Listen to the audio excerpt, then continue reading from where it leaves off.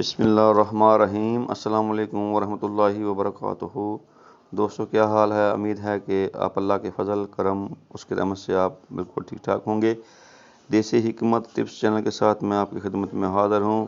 آج کا جو ہمارا موضوع ہے وہ ہے کشتہ شنگرف، اور ساتھ میری تمام دوست سے یہ التماس ہے کہ ہماری ویڈیو کو اینڈ تک ضرور دیکھا کریں اور اپنی رائے کا اظہار کمنٹس میں دیا کریں کہ یہ ویڈیو آپ کو کیسی لگی۔ آج ہم آپ کو کشتہ شنگرف بنانے کا طریقہ اور اس کو کھانے کا طریقہ بتائیں گے۔ شنگرف کا کشتہ اگر صحیح ترکیب سے تیار کیا جائے تو قوت باغ کے لیے بہت ہی کامیاب چیز بن جاتی ہے۔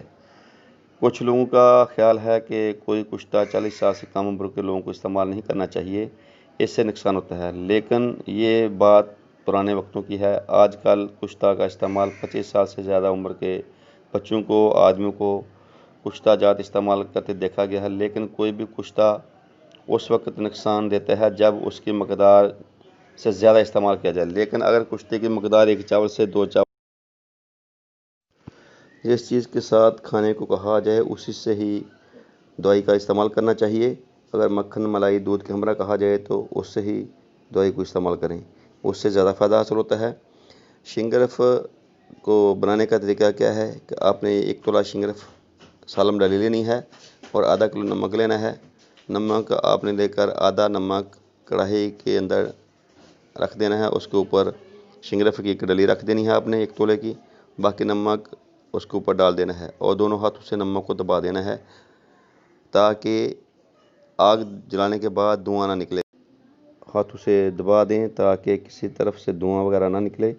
آگ کو ہلکا جلائیں، پھر آہستہ آہستہ تیز کر دیں، یہاں تک کہ نمک کے اوپر تنکا رکھنے سے اگر جل جائے تو آگ کو بند کر دیں اور سرد ہونے پر نمک کو اختیار سے توڑ کر شنگرف نکال لیں۔ آپ پیس کر رکھ لیں۔ کشتہ جتنا زیادہ پرانا ہوگا وہ اتنا ہی زیادہ طاقتور ہوگا۔ آپ نے اس کو استعمال کس طرح کرنا ہے؟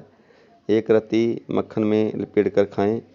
مکبی باہ اور مساق کے لیے رنگ کو سرخ کرتا ہے اور درد پشت کے لیے بہت ہی مفید نسخہ ہے۔